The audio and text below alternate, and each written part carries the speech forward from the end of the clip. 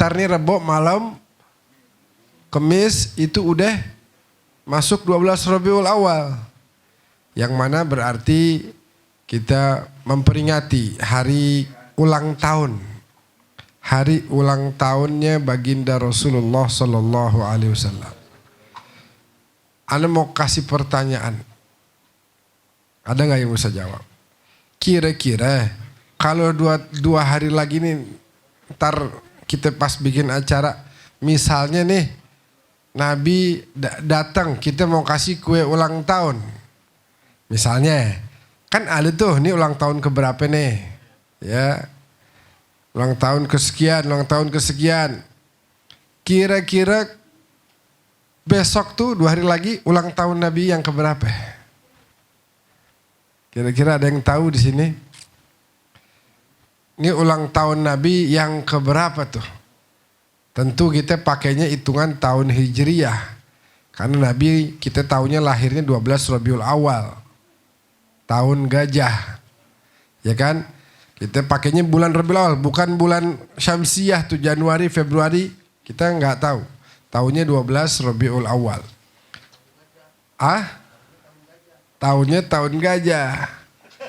Nah, ente hitung dah. Ini tahun berapa? 1445. Kira-kira Nabi ulang tahun yang keberapa? Ntar dah jawabnya dah. Akhirnya kalau sekarang dipikirin pusing pasang koyok 2 sebenarnya. Bukan kita doang yang pesta.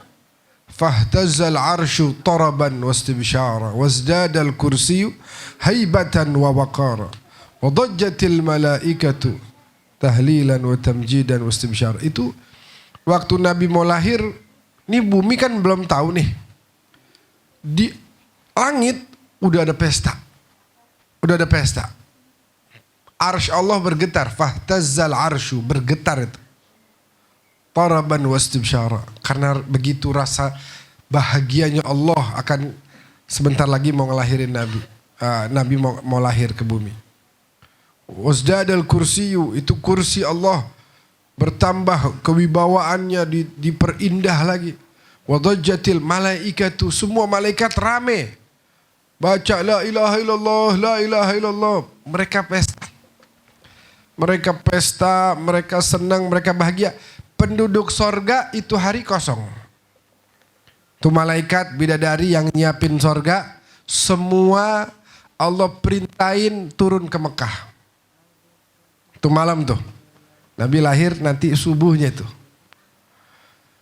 Itu malam semua turun.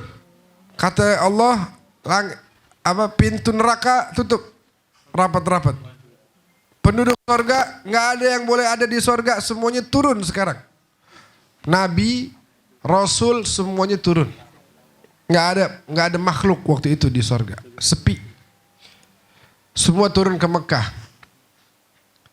Ya, bahkan kalau mau cerita dari awalnya, dari Siti Aminah mengandung, udah Nabi demi Nabi datang loh. Nabi Adam yang pertama datang. Kata Nabi Adam, wahai Aminah, laqad hamilti bi sayyidil bashar. Engkau lagi hamil sekarang pemimpin seluruh manusia. Bukankah engkau wahai Adam? Kata Adam, ana abul bashar. Saya ini bapaknya manusia. Itu pimpinan seluruh manusia. Saya dan semua nabi di bawah beliau nanti. Yang engkau lagi hamil. Bulan kedua, bulan ketiga, semuanya tuh. Sampai bulan ke-9 terakhir Nabi Isa. Setiap bulan Siti Aminah dapat kabar gembira dari setiap nabi yang datang. Begitu yang terjadi di Mekah. Apalagi kita tahu tuh ceritanya apa? Nuqisat asnamu kufrin. Begitu mau keluar nih bayi, tiba-tiba tuh berhala-berhala tiba-tiba jatuh, kagak ada angin, kagak ada apa-apa, jatuh semua. Patah, berantakan. Api, dulu orang-orang Persia itu menyembah api. Abadatun niran, mereka penyembah api. Majusi. Mereka menyembah api. Itu api 1000 tahun nggak pernah padam. Jadi tuh api itu nyala aja. Saban waktu ada yang bertugas, nambahin lagi minyaknya lah, kayu bakarnya lah, dijaga tertutup, nggak ada angin tuh. Mereka datang nyembah ke api. Api yang berkobar-kobar tuh 1000 tahun. Bukan sehari, bukan 2 hari. Bukan setahun 2 tahun. 1000 tahun tuh api nyala. Kagak pernah padam. Begitu Rasulullah keluar dari rahim Aminah. Waktu itu api padam tiba-tiba. Kebingungan warga-warga Persia, orang-orang Majusi. Ada apa nih? Ada apa? Orang-orang di penyembah patung pada bingung. Kenapa nih patung pada hancur? Apalagi, wah banyak yang terjadi. Banyak tentu kita tahu yang namanya burung apa? Pasukan burung apa? Ababil. Waktu itu ada gajah mau nyerang Ka'bah, mau masuk ke Mekah. Tiba-tiba diserang oleh pasukan burung ababil. Bihijaratim min sijil. Bawa kerikil api yang berapi tuh. Dilepasin. Tuh pada jatuh jadi korban semuanya. Jatuh mati pada tuh. Yang dipimpin oleh siapa? Abraha. Banyak yang terjadi tuh banyak. Banyak. Jadi langit berpesta. Bumi juga begitu. Waktu Nabi lahir tiba-tiba apilah padam, patunglah jatuh, ya. Itu pasukan gajah nggak bisa masuk Mekah. Waktu Abdul Muttalib negosiasi sama Abraha, udah Abraha, lu jangan pakai nyerang dah Mekah. Ini gua nih pimpinan orang-orang Mekah. Gue kesian banyak nih orang di sini punya harta, punya apa, bakal kehilangan semuanya. Rumahnya mau ente hancurin, bawa pasukan gajah segini banyak. Hartanya bakal ente rampas, kesian mereka. Barang dagangannya pada, udah dah. Kata Abraha, kok ente belain mereka, ente gak belain Ka'bah tuh. Ente gak mau jagain Ka'bah yang mau ana hancurin. Oh kalau Ka'bah bukan urusan ana. Ada yang punya, dia yang jaga. Adapun manusia ini saya pimpinannya saat ini. Saya bertanggung jawab, makanya saya nego nih. Udah jangan diserang, kesian nih ya. Enggak, kita mau serang juga. Akhirnya Abdul Muttalib laporan. Penduduk Mekah, ya ahla Mekah. Ayo hijrah, bawa barang-barang dagangan, bawa harta semuanya. Sementara waktu kita ke pinggiran dulu. Karena ini Mekah mau diserang. Tapi subhanallah. Persis seperti Abdul Muttalib katakan, hadzal bait li sahibihi. Ini rumah nih ada pemiliknya, dia yang jaga. Benar. Allah kirim tuh burung ababil. Nah, ada satu kejadian waktu subuh-subuh tuh Nabi lahir. Ini kaitannya nih, ana mau semangatin antum bahwa hari Rebo harus semangat. Harus datang, harus senang, nyambut gimana gak senang. Sebab ada yang namanya Abu Lahab. Abu Lahab itu waktu dengar kabar dari Thuwaibah, punya budak namanya Thuwaibah. Kata Thuwaibah, ya Aba Lahab abshir, faqad wulida ibnu Abdillah. Wahai Aba Lahab, wahai tuanku, kan dia budaknya nih.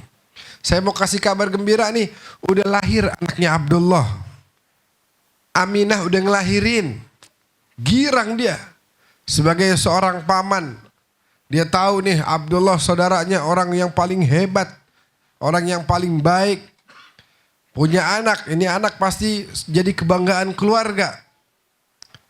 Dia senang, saking senangnya dia bilang sama si budaknya. Thuwaibah anti hurrun liwajhillah. Kamu saya bebasin.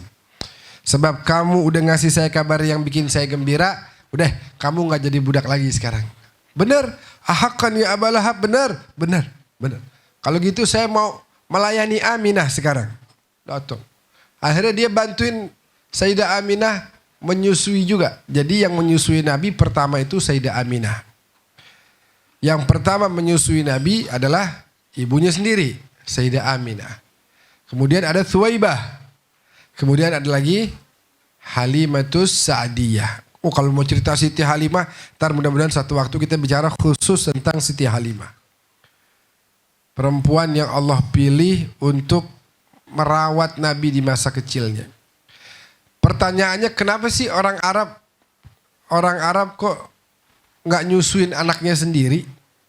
Kenapa nggak Sayyidah Aminah nyusuin anaknya sendiri? Kenapa harus Siti Halimah yang dari daerah Sa'ad, dari kampung Sa'ad? Makanya namanya As-Sa'diyah. Daerah kampung di pedesaan. Ada beberapa alasan.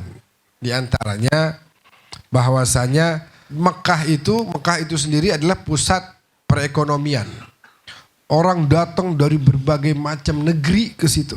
Orang datang haji biasanya menetap setahun, 2 tahun begitu. Belum lagi yang berdagang datang.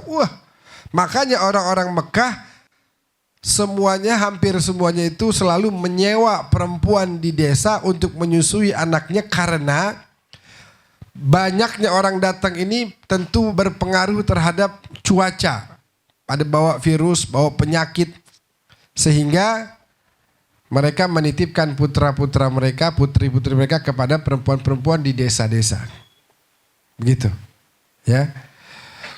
Apakah Sayyidah Aminah kemudian tidak memiliki air susu yang layak? Sayyidah Aminah sangat memiliki air susu yang layak. Tapi banyak hikmah yang terjadi. Mengapa kemudian Rasulullah dititipkan ke Siti Halimah? Nanti deh suatu hari kita cerita bagaimana kakak sepersusuannya Nabi Muhammad. Sekali waktu perang ketemu berhadapan sama Nabi Muhammad. Ini juga anaknya Halimah juga. Wah, itu indah cerita yang satu saat kita akan bahas. Nah, Abu Lahab girang, bahagia. Tapi setelah Nabi tumbuh besar, Abu Lahab malah musuhin Nabi. Akhirnya salah seorang ulama dari Damaskus bernama Al-Hafidh Syamsuddin Muhammad ibn Nasiruddin Ad-Dimashqi menyebutkan dalam bait syairnya. Sebelum saya bacakan bait syairnya, saya ceritakan dulu. Abu Lahab musuhin Nabi. Habis musuhin Nabi, Abu Lahab mati kan? Habis mati, suatu hari saudaranya ketemu dalam mimpi. Saudaranya apakah Al-Abbas atau Abu Talib? Paman Nabi juga lihat dalam mimpi, ngelihat Abu Lahab. Abu Lahab, gimana kondisi ente? Anak disiksa tiap hari. Tersiksa. Anak tidak ikut ajaran ponakan kita Muhammad. Saya nyesel. Saya tersiksa sekarang tiap hari. Tapi tahu gak? Ngomong dalam mimpi nih, komunikasi dia sama saudaranya. Tahu gak? Saban hari Senin saya punya azab ini diringanin sama Allah. Asal datang hari Senin saya lagi nunggu nih. Oh, Minggu nih, bentar lagi Senin. Girang saya. Kenapa? Karena azab saya diringanin. Dan saya diberikan air untuk minum. Rasa haus dahaga yang saya tahan 6 hari Senin saya bisa minum. Tahu kenapa? Kenapa? Kata saudaranya dalam mimpi. Karena waktu ponakan kita itu Muhammad lahir, hari Senin, saya gembira, saya senang, dan rasa senang itu dihargai oleh Allah Subhanahu wa ta'ala. Sehingga Al-Hafidh menyebutkan dalam bait syairnya, hadza kafirun ja'a dhammuhu wa tabbat yadahu fil jahimi mukhallada ata annahu fi kulli yawmin lithnain yukhaffafu anhu lis-sururi bi ahmada fama dhannu bil abdi alladhi tula umrihi bi ahmada masruran wa mata muwahhida. Apa kata beliau dalam syairnya tadi? Ini orang udah jelas kafir. Abu Lahab. Ja'a dhammuhu wa tabbat yadahu. Udah jelas Al-Quran menyebutkan tabbat yada abi lahabi wa tabb. Ma aghna anhu maluhu wa ma kasab sayasla naran. Dia pasti masuk neraka. Kata Al-Quran.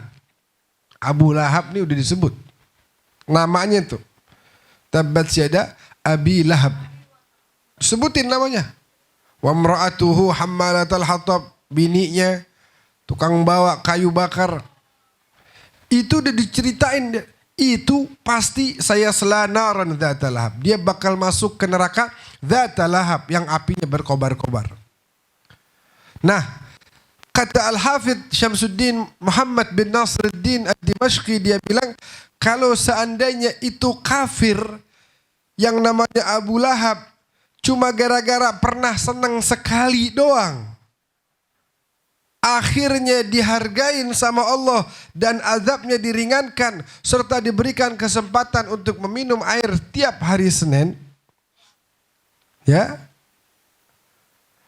Bagaimana kalau seandainya ada orang yang dia senang menyambut kelahiran Nabi besar Muhammad sallallahu alaihi wasallam. Bukan cuma sehari, kalau Abu Lahab sekali doang. Ini kalau ada orang yang senang menyambut dengan sukacita, bahagia, menyambut dengan melaksanakan kegiatan-kegiatan, baca zikir, baca maulid, baca solawat, nonton film Ar-Risalah. Kira-kira kalau ada orang yang modelan begitu, terus meninggalnya dalam keadaan dia beriman kepada Allah, kira-kira penghargaan apa yang akan Allah berikan kepada dia? Kalau yang kafir nggak pernah beriman aja dihargain. Iya benar, kamu nggak beriman Abu Lahab. Tapi kamu pernah bahagia menyambut kelahiran kekasihku Muhammad, maka itu aku hargai dan aku akan ringankan azabmu dan aku akan berikan kesempatan untuk kau minum air di hari Senin. Ini cerita ini ada di hadis. Silahkan bapak-bapak ibu-ibu lihat. Hadisnya hadis sahih. Tentang bagaimana kisah Abu Lahab ini diringankan azabnya di hari Senin. Gitu ya. Jadi pada datang, kudu senang, kudu bahagia, kudu mengekspresikan tuh rasa senang yang ada di dalam hati kita. Kita bakal sholat, habis sholat ada baca maulid, habis baca maulid ada apa ya? Sholat isya, ya sholat isya lah, masa gak sholat isya? Sholat isya. Habis sholat isya, makan. Habis makan, nonton kopi segelas, ya kan? Nonton dah film. Di mana nontonnya? Di depan situ. Waduh, enak bener. Apa? Pulang girang dah kita. Bener gak? Iya, datang. Duduk bareng-bareng di situ nonton Ar-Risalah. Masya Allah. Liatin nanti tuh Sayyidina Hamzah. Waktu perang tuh. Ya. Waktu man to man, one on one. Perang Badar, bentaran, jegrek, mati tuh. Sayyidina Ali, bentaran, musuhnya mati. Sayyidina Ubaidah rada sengit sedikit. Berhasil membunuh tapi dia juga kena tusuk, akhirnya syahid. Nanti kita lihat bagaimana, wah hebat. Hebat itu banyak ilmu-ilmu, informasi-informasi yang bakal kita dapat kalau kita nonton film Ar-Risalah. Nanti anak-anak kita dia, Masya Allah, oh itu siapa? Itu siapa tuh? Itu Hamzah, Masya Allah. Itu siapa tuh? Itu para sahabat tuh, lihat tuh. Itu Khulafa Rasyidin yang pertama tuh. Itu Sayyidina Abu Bakar. Itu para Ansor tuh, orang-orang Madinah tuh. Oh Masya Allah. Itu siapa? Itu musuh-musuh Islam tuh. Lihat tuh mukanya nggak ada yang enak dilihat. Bener, nggak enak dilihat. Masya Allah. Begitu ya? Pada nonton.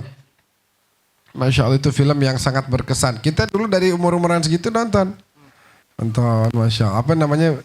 Ar-Risalah, bahasa Inggrisnya apa? The Messenger.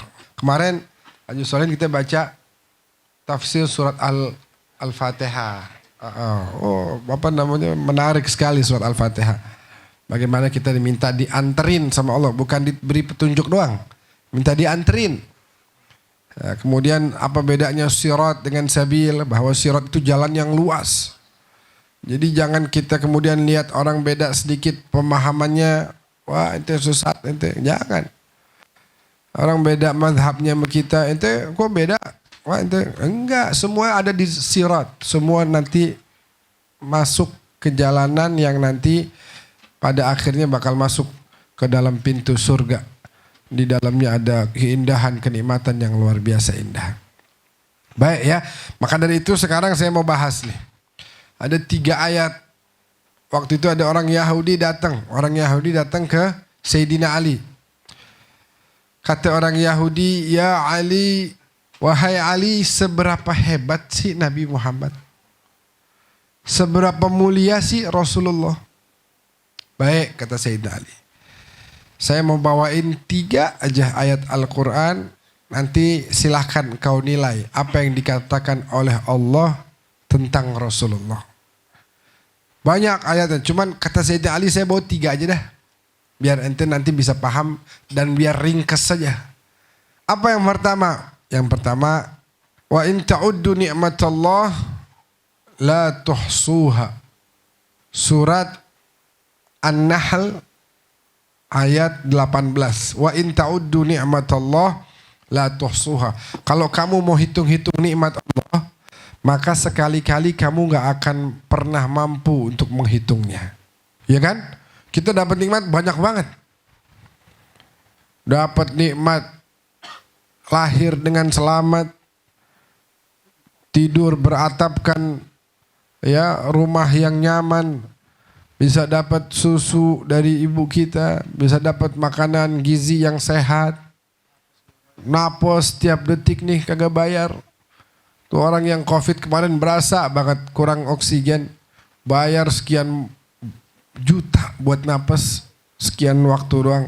Ini enggak kasih bebas, nikmat. Wah, enggak bisa dibayang-bayangin dah kalau kita mau hitung-hitung mah banyak banget. Nah itu nikmat yang banyak itu kata Allah, fama mata'ul hayatid dunya fil akhirah illa qalil. Sesungguhnya kenikmatan itu adalah sedikit. Yang tadi kamu bilang banyak gak bisa dihitung, kata Allah itu sedikit. Makanya kenikmatan dunia itu seperti apa? Sakta. Seperti berhenti gak boleh ngambil napas. Jadi gak terlalu panjang. Dan itu digambarkan oleh para ulama qatrah. Kita hidup bentaran doang. Qatrah, 1 tetes di tengah lautan samudra. Ini ada lautan samudra. Samudra nih yang tak bertepi. Ada 1 tetes. Kan gak berasa. Nah itu perbandingannya. Nikmat dunia itu cuma setetes. Akhirat sorga itu samudra. Makanya kalau kita dapat kenikmatan jangan bangga. Cuma setetes doang yang kita dapat. Jangan sombong. Kalau kita nggak dapat jangan sedih. Kita cuma kehilangan setetes. Kita masih ditunggu nih sama lautan samudra kenikmatan yang sangat banyak yang bisa kita nikmatin. Nggak usah terlalu dalam, sedih apa, enggak. Cuma setetes kita kehilangan. Nah, kenikmatan dunia yang sangat besar ini kata Allah itu setetes. Kecil, sedikit.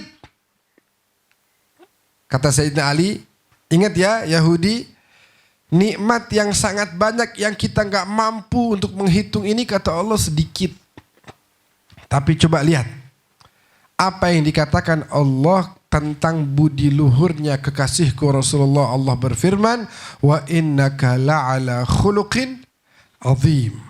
Sungguh engkau wahai baginda Nabi memiliki budi pekerti yang agung, yang luhur, yang besar, yang mulia. Yang ngomong ini mulia Allah. Bayangin, Allah mengatakan kamu ini mulia. Kamu itu punya budi pekerti yang luhur, yang agung, yang besar. Beda ya. Kalau yang ngomong kita sama yang ngomong Allah beda. Beda. Coba bayangin ada orang misalnya, contoh, ini bakal contoh doang. Dia biasa ngamen misalnya di jalanan. Dapat orang ngasih 2.000. Tuh sehari dia kumpulin tuh. Dapat dah 30.000 buat beli makan. Besok pagi dia ngamen lagi 2.000, 1.000, ada yang ngasih 3.000, ada yang ngasih 500. Kumpulin 30.000 bakal beli makan. setahun, 2 tahun begitu, terus dia dapat sedikit buat beli makan. Kalau tiba-tiba ada orang keluarin dari mobil duit 1 juta, girang nggak dia? Wah, 1 juta. Masya Allah, biasa 30.000 per hari. Ini sekali orang ngasih 1 juta. Girang nggak dia? Banyak nggak tuh buat dia? Banyak. Pere, libur, ngasok sebulan. Tapi kalau misalnya, Anda kasih contoh nih yang udah terkenal nih. Terkenal kaya di Indonesia ada siapa? Ada Yusuf Kala, Abu Rizal Bakri. Duitnya hilang 1 juta. Berasa gak dia? Nggak berasa. Kagak tahu kali dia kalau hilang mah timbang 1 juta. Puluhan juta, 100 juta hilang dari rekeningnya juga nggak berasa dia. Orang punya nggak tahu dah tuh duitnya berapa banyak. Mungkin puluhan, ratusan miliar mungkin. Jadi buat apa tadi? Pengamen yang di jalanan 1 juta gede apa kecil? Gede. Bakal orang-orang kaya tadi yang saya sebutin 1 juta gede apa kecil? Artinya apa? Gede sama kecil kan relatif. Tergantung siapa yang ngomong. Lah kalau yang ngomong ini gede Allah gimana? Yang bilang besar ini yang maha besar. Yang bilang bahwa ini agung yang maha agung. Yang bilang bahwa ini luhur adalah yang maha luhur. Gimana tuh? Bisa dibayangin gak? Seberapa besar junjungan kita baginda Rasulullah Sallallahu Alaihi Wasallam. Makanya gak heran dah kalau nanti di akhirat tuh semua orang nyari beliau. Gak heran pintu sorga semua ada namanya. La ilaha illallah Muhammad Rasulullah. Semua. Jadi kalau hari ini masih ada orang yang gak demen merayakan, menyebut-nyebut nama Nabi Muhammad, mungkin dia bakal kebingungan tuh. Ini sorga Muhammad lagi, Muhammad lagi, Muhammad lagi. Muhammad mulu. Gak taunya memang hari itu harinya Muhammad. Hari itu dan seterusnya adalah milik beliau. Dan kalau kita mau tarik sebenarnya Allah gak ciptain nih. La dunia wala akhirat wala surga wala apa. Gak diciptain itu semua kecuali untuk memuliakan Rasulullah. Laulaka kalau bukan karena engkau lama khalaqtul aflak. Gak bakal saya ciptain alam semesta ini. Saya ciptain karena engkau wahai Nabi.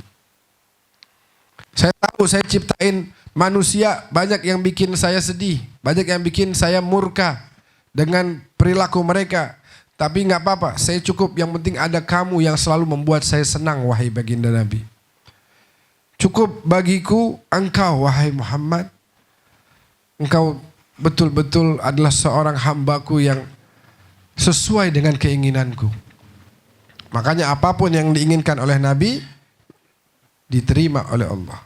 Sampai-sampai suatu hari Allah nawarin Nabi Muhammad, ya Muhammad lau syi'ta ja'altu amra ummatika ilaik. Wahai Nabi, kalau emang kamu mau, udah dah urusan umatmu aku serahin dah. Ini umatmu terserah, kamu mau kasih rejeki seberapa banyak, kamu mau bikin dia pada sehat, kamu mau bikin dia diampunin dosanya, lipat gandain pahalanya, bebas. Pokoknya urusan umatmu nih saya serahin nih. Ya, nih serah terima dah. Ya, ambil dah. Nih umatmu kamu yang urusin, saya nggak mau tahu lagi. Kamu aja yang ngurusin, nggak apa-apa.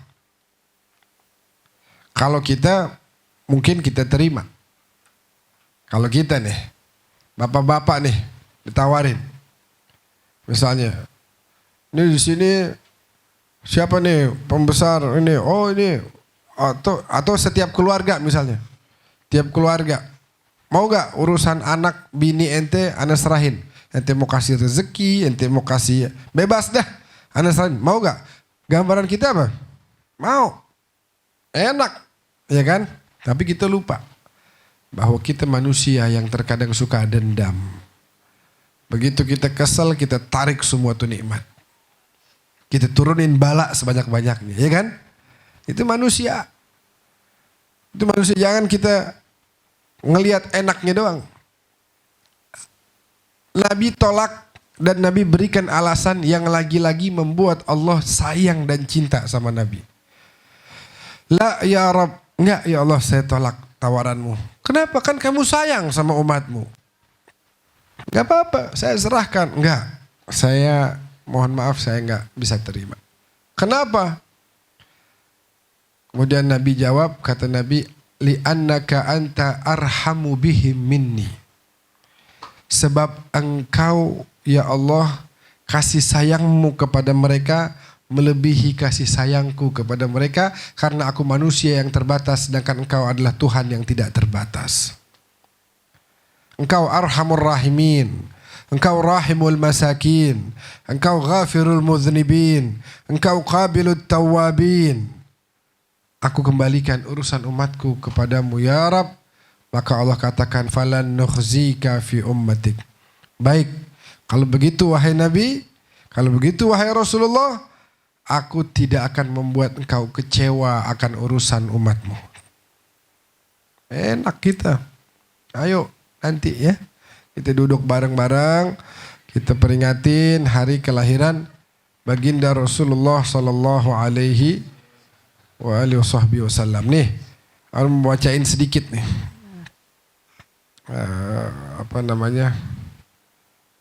Kemarin ada bacain di majelis tentang bait syairnya Habib Abdurrahman bin Ahmad As-Seggaf tentang kemuliaan Rasulullah, tentang akhlaknya Rasulullah. Apa kata beliau? Bagus-bagus nih. Kata-katanya bagus-bagus, indah-indah. Jadi Habib Abdurrahman yang di Bukit Duri dulu tuh, abahnya Al-Bushra itu Ustadz Alwi bin Abdurrahman. Nah ini Habib Abdurrahman. Habib Abdurrahman meninggal udah, anak ketemu berkali-kali. Masya Allah, Muammar, orangnya umur panjang, dikubur di Bogor. Biasa kuburannya sama kuburan umum gitu. Padahal Habib Salim Jindan nih yang sebelah paling kanan, ini orang yang paling pemberani. Semua dulu tunduk. Termasuk banyak pejabat-pejabat, terus presiden itu kalau Habib Salim datang, Soekarno langsung nyamperin, buka pintu segala macam. Singa podium. Habib Jindan yang sekarang ceramah tuh rame, itu cucunya. Habib Jindan, abahnya namanya Habib Novel, abahnya lagi Habib Salim. Habib Salim pernah ceramah nih, singa podium nih. Saya nggak takut, siapapun mau adu ilmu sama saya silahkan. Siapapun mau adu karamah sama saya silahkan. Illa min hadha syab, kecuali dari pemuda ini saya nggak berani. Yang ditunjuk Habib Abdurrahman bin Ahmad Seggaf lagi duduk, tunduk aja.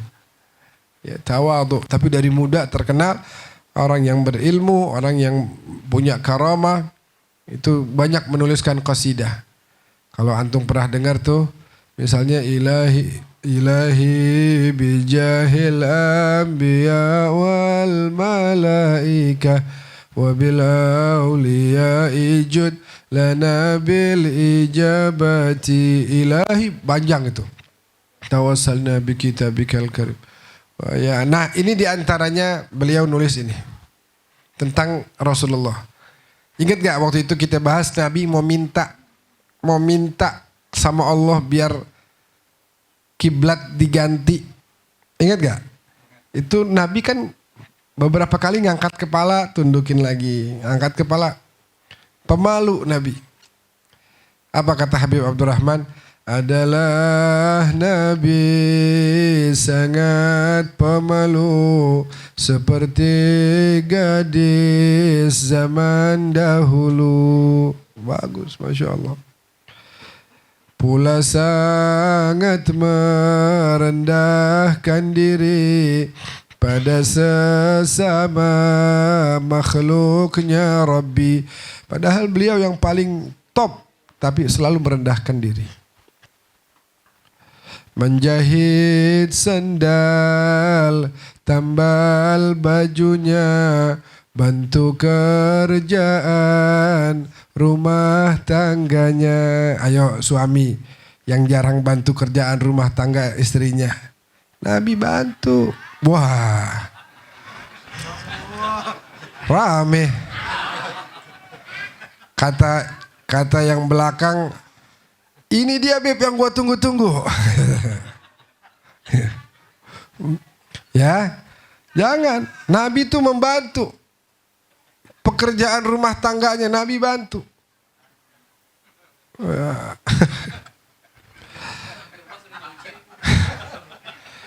Besok sampai rumah, ya Bu ya.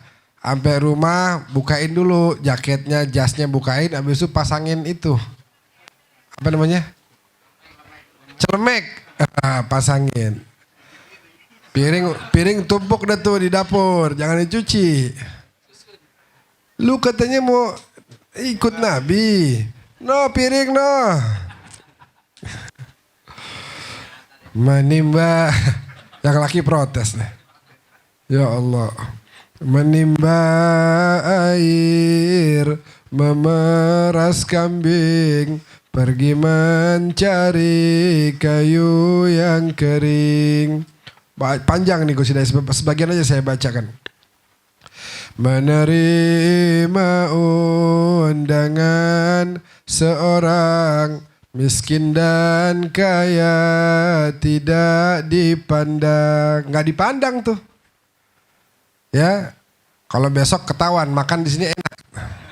Ya kan? Ada sebagian orang kalau ngundang mungkin cuman nyediain teh yang kagak ada rasanya, nggak ada gulanya, ya dia cuma mampu itu doang. Nah, itu Nabi nggak pandang, nggak dibedain tuh. Siapa aja yang undang asal Nabi bisa, nggak keduluan waktunya Nabi datang. Tuh indahnya Nabi. Jangan kita bilang begitu, ya sono paling teh doang, mana nggak pakai gula lagi. Ya. Begitu ada undangan. Yang lain, wah ini nasi nih enak nih. Wah kebuli nih. Ngomong-ngomong besok kebuli. Bukan? Oh enggak. Nasi. Nasi goreng. Dateng gak? Dateng. Jangan gara-gara nasi goreng. Nasi goreng, nikmat bener itu nasi goreng. Apalagi makannya bareng-bareng. Ya, tapi jangan diartiin pakai bahasa Sunda. Nasi gorengnya. Itu jelek. Begitu. Nggak dibedain. Makanya. Ini alhamdulillah. Cang Zainal. Allah kasih kesuksesan. Alhamdulillah. Doain biar panjang umur. Demikian pun terima uzur. Dengan hati yang suci dan jujur. Ada orang bikin salah ngaku. Ya Rasulullah maafin saya. Nabi dengan senang hati akan memaafkannya. Orang terpangkat dimuliakannya, fakir dan miskin dicintainya. Jadi kalau ada orang terpangkat, Nabi hormatin, kasih posisinya gitu. Oh ini raja, oh ini pimpinan kaum, oh ini kepala suku, dihormatin, diposisikan sama Nabi. Tapi Nabi gak lupa cintanya selalu mengarah kepada kaum fakir miskin. Ya, nah, Nabi lagi ceramah, ada satu orang datang nyari tempat duduk, nyari kanan kiri noleh sono, udah pada penuh ya. Ada yang kosong ini tanah, nggak ada tikernya, nggak ada alasnya. Itu Nabi lagi ceramah di khotbah di mimbar. Nabi turun, Nabi buka nih. Nabi buka. Ditaruh di atas tanah. Silakan duduk, silakan. Bayangin tuh. Siapa nih?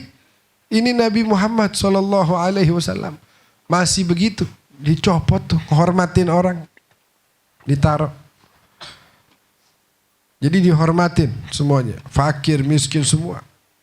Jika berjumpa Nabi selalu memberi salam lebih dahulu. Duduk berjalan bersama fakir, miskin dan hamba tidak diusir. Menengok fakir, miskin yang sakit. Tak dihinakan barang sedikit. Biar sedikit gak ada tuh Nabi hinain. Ini rumah gini amat, kecil amat nih rumah. Ya, gak ada. Gak dihinakan barang sedikit. Bayangin lagi sakit dijenguk Nabi. Bisa dibayangin tuh. Wa maridin anta aiduhu. Kalau ada orang sakit engkau jenguk ya Nabi. Gad atahu Allahu bil faraji. Allah langsung sembuhkan tuh orang. Wah banyak dah pokoknya. Kalau ada yang meninggal ya Nabi anterin jenazahnya. Belum yang kepada anak kecil, anak yatim, banyak. Nah ini juga nih. Bila dipanggil menyahut labbaik dengan suara halus dan baik. Nggak tahu di sini ada nggak kebiasaan gitu. Kalau saya dari kecil disuruh sama orang tua saya, setiap dipanggil nyautnya labbaik. Lebek kalau orang sini bilang begitu. Ahmad, lebek. Atau disingkat, bek gitu. Ya, ada ya? Ahmad, bek bah. Gitu. Bek bah. Gitu. Itu ikutin Nabi.